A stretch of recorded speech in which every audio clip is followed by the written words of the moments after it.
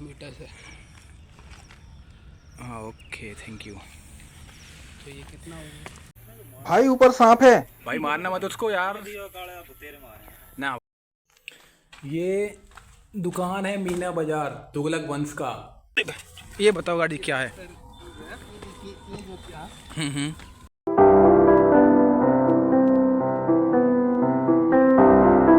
दोस्तों आप जो मेरे पीछे देख रहे हैं ये है तुगलकाबाद का किला। तो एक बार फिर से स्वागत करता हूँ मैं आपका अपने चैनल पे। तो आज मैं आपको लेके आया हूँ तुगलकाबाद फोर्ट। तुगलकाबाद किला को गयासुद्दीन तुगलक ने 1321 ईस्वी में बनवाया था और गयासुद्दीन तुगलक ने ही तुगलक राजवंश की स्थापना की थी। तो आप जुड़े रहिए हमारे साथ अंत तक इस वीडियो में। मैं आपको इस किले को साइंटिफिक तरीके से भी घुमाऊंगा और इतिहास के बारे में भी आपको बताऊंगा। मैं आपको बताऊंगा तुगलक राजवंश का पूरा इतिहास और इस किले की पूरी कहानी। तो चलिए शुरू करते हैं हम इस वीडियो को बिना देरी के। ये इस तरह की एंट्री है। दोस्तों अंदर चलने से पहले मैं आपको बता दूं कि इस किले के अंदर जाने के लिए आपको टिकट लेना पड़ता है, जो कि बाहर से आपको टिकट मिल जाएगा। अगर आप ऑनलाइन लेते हो तो 20 रुपए का मिलेगा और अगर आप ऑफलाइन लेते हो तो 25 रुपए का मिलेगा। ये छोटे से गेट से हम एंट्री करेंगे। हम आ चुके हैं किला के अंदर। अब हम देखते हैं किला में क्या है और क्या इसका इतिहास है। दोस्तों जैसे ही हम किला के अंदर एंटर करते हैं तो हमें एक खंडर सा दिखाई देता है, एकदम वीरान और बंजर। ऐसा लगता है कि मानो इस किले को किसी की श्राप लग गई है या किसी की बुरी नजर लग गई है। दोस्तों ये किला लगभग 600 से 700 एकड़ में फैला हुआ है और ये दिल्ली का सबसे बड़ा किला माना जाता है एरिया वाइज।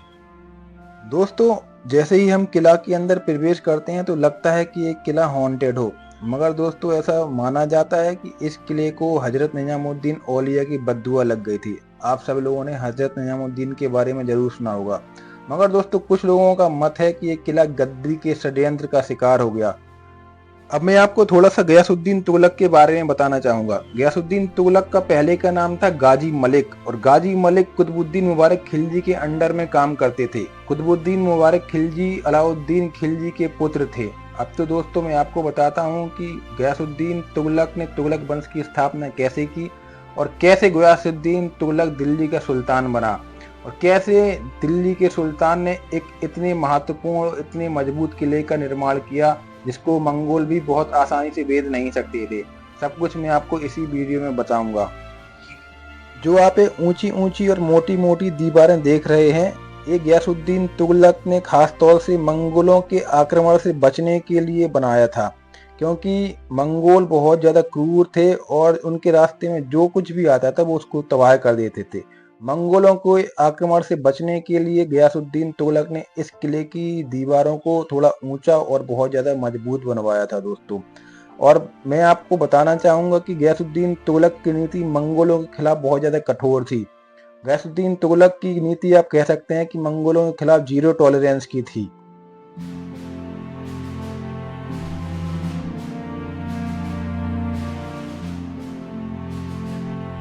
दोस्तों जब मुबारक खिलजी और गाजी मलिक इस जगह पर घूमने के लिए आए तो गाजी मलिक ने मुबारक खिलजी को यहाँ पर एक किला निर्माण का प्रस्ताव रखा और मुबारक खिलजी ने हंस के इस बात को टाल दिया और कहा कि जब गाजी मलिक खुद महाराज बन जाए तब वो यहाँ पर किले का निर्माण करवा ले। दोस्तों ये बात आश्चर्यजनक रूप से सच हुई और गाजी मलिक ने खिलजियों को 1321 ईस्वी में खदेड़ दिया और उसके बाद में उसने यहाँ पर एक किले का निर्माण करवाया जिसको हम कहते हैं तुगलकाबाद का किला। और उसने इस किले को बनवाने के लिए एक तुगलकी फरमान जारी किया कि दिल्ली के जितने भी मजदूर हैं वो इस किले के निर्माण में लगा दिए जाएं, क्योंकि उसको दिल्ली के 11 शहर में से एक तीसरे शहर की स्थापना करनी थी।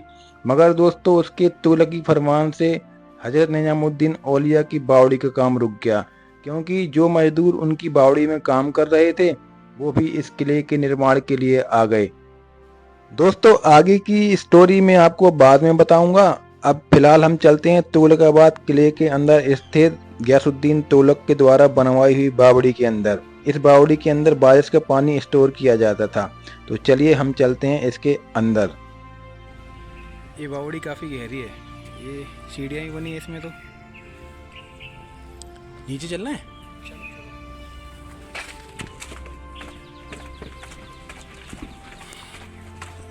इसको बंद कर रखा है क्योंकि उसको बोलते हैं हॉन्टेड वगैरह है।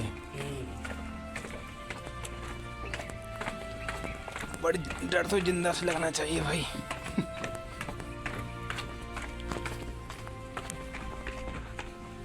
सच में यार ठंडक तो काफ़ी है यहाँ पे।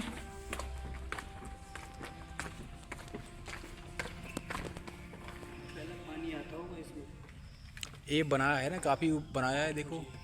और जो ऊपर दिख रहा है वो यहाँ पे पानी खींचते पानी खींचते होंगे। काफ़ी गहरी बनाई है इसको तो। बावड़ी में तो बावड़ा है। आज थोड़ा सा और नीचे चलते हैं, बट थोड़ा देख के आना मेरे भाई।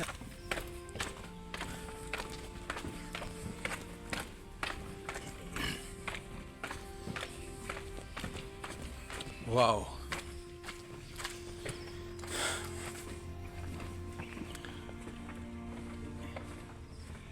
ये कितनी फीट गहरी होगी भैया? 50 से तो ज़्यादा लग रहा है।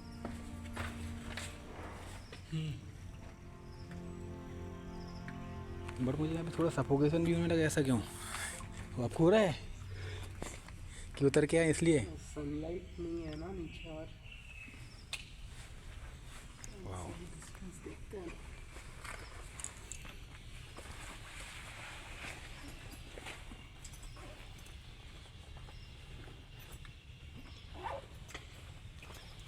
तो दोस्तों चलिए हम इस बावड़ी को थोड़ा सा साइंटिफिक तरीके से नाप के देखते हैं कि इसकी लंबाई कितनी है, चौड़ाई कितनी है। तो चलिए दोस्तों हम अब देखते हैं।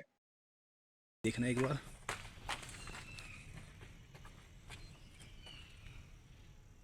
ऐसे 11 मीटर है। कितना metre? 11 metre. 33 foot. 33 feet. 33 feet.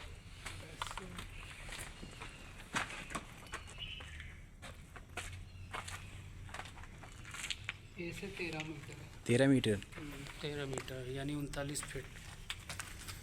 Volume काफ़ी है क्योंकि ऐसे भी है ना। ये ऐसे भी नाप सकते हैं।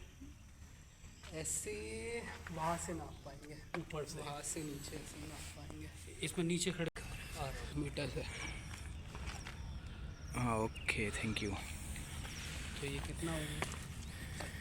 इसकी डेप्थ है 36 फीट और लेंथ कितनी बोली थी? 33 फीट। दोस्तों इस बावड़ी की गहराई अप्रोक्सीमेटली थी 45 फीट और इसकी चौड़ाई थी करीब करीब 35 से 40 फीट। दोस्तों बड़ी विशालकाय बावड़ी देखने के बाद में हमारे टूर गाइड गार्ड जी हमको लेके आ गए मीना बाजार दिखाने। उन्होंने एक रोमांचकारी और इंटरेस्टिंग बात हमको ये बताई कि तुगलक राजवंश में जो भी पहले मार्केट लगते थे वो अंडरग्राउंड लगते थे और जो मार्केट मुगल काल में लगते थे वो जमीन के ऊपर लगते थे। ये बात हमारे लिए नई थी। आप भी देखिए छोटी छोटी दुकानें कितनी अच्छी लग रही हैं और एक पंक्ति में हैं और एक कतारबद्ध हैं। आप देख सकते हैं इनको। तो दोस्तों हम चलते हैं थोड़ा सा अच्छे से इनको देखने। ये दुकान है मीना बाजार तुगलक वंश का। यहाँ पर पहले दुकानें की एक लाइन से लड़ी लगाते थे। देखो ये बाहर से लग रही एक सीध में दुकान है देखो। है ना। हाँ, बाहर से छोटा सा दरवाज़ा, ये नेम प्लेट लगाने के लिए। और अंदर 12 बाई 12 की दुकान। यहाँ पर अपना सारा सामान रखते हुए दुकानदार काफ़ी अमीर हो गए, एक बात तो है, क्योंकि वहाँ पे डील भी सोने चांदी के सिक्कों में होती होगी। ओके, ये देखिए हमारा मीना बाजार तुगलक वंश का, जो कि अंडरग्राउंड है।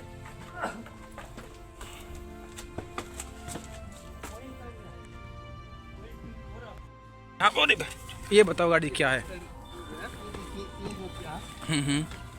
ये इंटरनल वो था, क्या बोलते हैं, वो रास्ता सुरंग था। यहाँ से अंदर जाने के बाद 2 रास्ते, लेफ्ट राइट। राइट हो जाता है टो में और लेफ्ट हो जाता है मोहम्मद बिन तुगलक किला। आदिलाबाद का जो फोर्ट है। तो अब तो इसमें वो होंगे, वो जाता है इतना पुराना कि होगा, अंदर में कितना क्या क्या होगा अंधेरा। हमारे टूर गाइड कम गार्ड जी ने बताया कि ये जो सुरंग देख रहे हैं इसका एक छोर जाता है आदिलाबाद किले की तरफ। आदिलाबाद किले को मोहम्मद बिन तुगलक ने बनवाया था, जो कि गैसुद्दीन तुगलक का बेटा था। और दूसरा छोर जाता है इस सुरंग का गैसुद्दीन तुगलक के मकबरे की तरफ। मैंने भी एक गैसुद्दीन तुगलक के मकबरे में सुरंग देखी है, जो कि मैं कार्ड में ऐड कर दूंगा जब मैं वो वीडियो बनाऊंगा। जब कुछ खून बनता है, कवर बनता है, तो उसका जो डेड बॉडी होता है वो 7 मीटर डाउन में ऐसे लेटाते हैं, ऐसे। अच्छा। नॉर्थ फिर south but face west. West की तरफ सऊदी अरब है और ईस्ट की तरफ इंडिया है। सऊदी अरब अंदर मक्का मदीना है, इसीलिए नॉर्थ साउथ ईस्ट के टोटल होता है, ये ऊपर होता है। तो उसका जो कवर होता है नॉर्थ साउथ एकदम लंबा है, जैसे उसमें जाएंगे टूम में मिल जाएगा। अच्छा, कहीं पर भी आप और बरेलियन गए कोई भी टूम आपको ऐसा ही मिलेगा। दोस्तों आज मैंने एक बात जानी कि जब भी किसी मकबरे या टॉम्ब का निर्माण होता है तो उसके 7 मीटर के अंदर डेड बॉडी को इस तरह से दफनाया जाता है कि जैसे वो एक करवट के बल लेटी हो और उसका मुंह नॉर्थ से साउथ की ओर होता है। दोस्तों ये जानकारी आज मुझे जानने में अच्छी लगी और रोचक भी लगी। तो हम चलते हैं बगल में, जो कि मदरसे हैं यहाँ पर, जहाँ पर पहले पढ़ाई की जाती थी।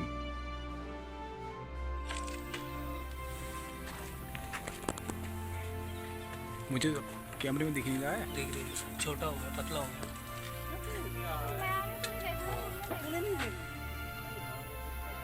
भाई मारना मत उसको यार। दोस्तों मैं मस्जिद के बगल में मदरसा को देखने गया तो मेरे सर के ऊपर एक बड़ा और जहरीला सांप था। तभी अचानक मेरा एक दोस्त चिल्लाया कि जल्दी से बाहर आ जाओ, तुम्हारे सर के ऊपर सांप है। दोस्तों मैं बाहर निकला तो सच में मेरे सर के ऊपर एक जहरीला और बड़ा सांप था।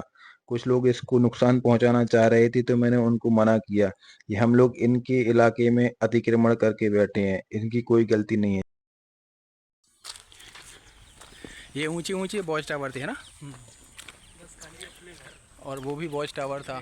दोस्तों मैंने अभी तक बहुत से किले घूमे और देखे हैं, मगर मुझे तुगलकाबाद का किला बहुत अच्छा लगा। इसने मुझे बहुत ज़्यादा प्रभावित किया। यहाँ पर माना कि खंडर है, कुछ भी देखने के लायक नहीं है, मगर अगर आप इतिहास के शौकीन हैं और जानना चाहते हैं कि क्या दफन है इतिहास में, तो आपको इस किले को एक बार ज़रूर देखना चाहिए। दोस्तों अभी हम चल रहे हैं गार्ड जी के पीछे पीछे। गार्ड जी हमको दिखाने ले जा रहे हैं एक ऐसी बावड़ी जो कि इस किले के अंदर सबसे बड़ी और विशाल है। ये बावड़ी आम टूरिस्ट या आम पब्लिक को देखने को नहीं मिलेगी, क्योंकि ये छुपी है किले के अंदर, थोड़ा हमको ट्रैक करके चलना पड़ेगा। इस बावड़ी को माना जाता है कि इस किले की सबसे बड़ी बावड़ी है और इस बावड़ी के अंदर बारिश के पानी को एकत्रित करके रखा जाता था और इस बावड़ी के पानी का उपयोग किले के जो भी दैनिक क्रियाएं नित्य क्रियाएं होती थी उनका उपयोग करने के लिए इस बावड़ी के पानी का इस्तेमाल किया जाता था। ओ माय गॉड भाई, ये देखो ये बावड़ी।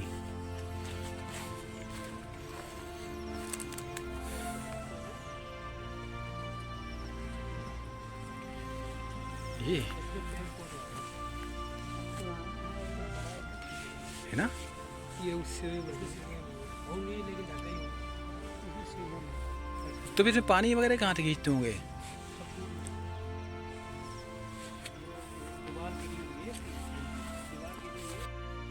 प्यारे दोस्तों हम इस बावड़ी का मेजरमेंट नहीं ले सके क्योंकि इसके आसपास में फेंसिंग थी और ये बावड़ी सच में बहुत बड़ी और विशाल थी, जिसके अंदर बड़े बड़े पेड़ पौधे उगे हुए थे, जिसका मेजरमेंट लेना लगभग इम्पॉसिबल था। मगर आप देख सकते हैं कि कितनी बड़ी और विशाल है।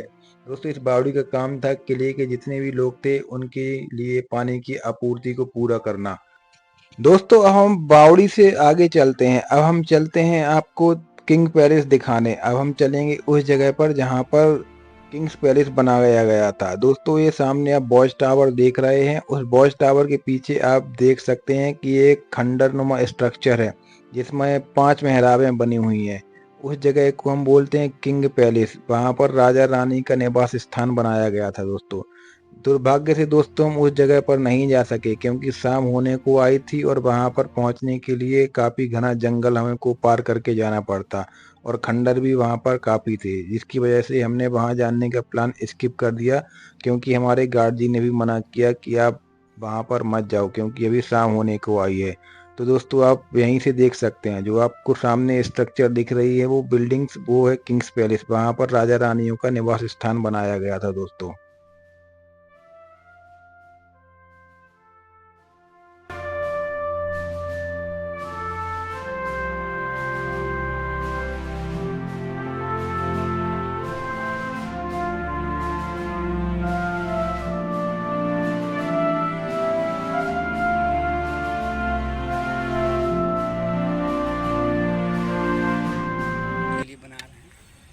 वो ये जो था ये हाथी को धोने के लिए था, इसको नाम है हाथिया तालाब। हाथिया तालाब। हाँ, तो यहाँ से क्या होता है, ये पानी जो जाता था इधर, ये देखिए फाटक है, यहाँ पे फाटक से ऐसे जाता था। हाँ इधर ये पेड़ पौधे लगे हुए ना, हाँ। इसका झरना से बिल्कुल अंदर हवा जो जाता था वो ठीक गेस्ट है। हाउस में एयर कंडीशनर काम करता था। अरे वो वाह। नीचे गेस्ट हाउस था। अच्छा, इसके नीचे जो जाएंगे तो गेस्ट हाउस यहाँ ताला लगा है ना। तो ये हाथिया तालाब, यहाँ पर हाथी वगैरह नहाते थे, ये दिख रहा है। ये ठीक है, सारा ग्राउंड। हाँ सारा ग्राउंड। जी। और यहाँ पे पानी जाता था, यहाँ से धीरे धीरे जो आपको दिख रहा है वो दीवार, हाँ। वहाँ से पानी जाता था, वो झरने के रूप में नीचे गिरता था। वहाँ से हवा चलती थी और यहाँ पे गेस्ट हाउस बना रखा है। तो ठंडी ठंडी पानी की बौछारें जो गेस्ट रुकते थे उनके पास में जाती थी। ये पीछे गेस्ट हाउस बना रखा है, वो है राजा और रानी का महल, वहाँ पे राजा और रानी रहते थे। वाह यार, कितना दिमाग, कितना दूर की सोच के बनाते थे लोग। और हम अभी एयर कंडीशनर देख रहे हैं यहाँ पे, तो 700 साल पहले, 800 साल पहले एयर कंडीशनर हो गए हैं। हाँ। हमने राजा रानी का महल देख लिया, अब हम चलते हैं वॉच टावर देखने। वॉच टावर को किले के सबसे ऊपरी भाग पर बनाया जाता था, जिसकी वजह से सैनिक किले के आसपास अच्छे से नजर रखते थे और जो भी आक्रमणकारी या दुश्मन किले के आसपास में उनको आते हुए दिखाई देते थे वो आगे सैनिकों को सूचित करते थे, जिसकी वजह से राजा के सैनिक हमला के लिए तैयार हो जाते थे। आप देख सकते हैं कि इस वॉच टावर से किले की सराउंडिंग का कितना अच्छा नज़ारा दिख रहा है। जो आप नीचे देख रहे हैं ये गेस्ट हाउस है, जिसके बारे में अभी हम बात कर रहे थे दोस्तों।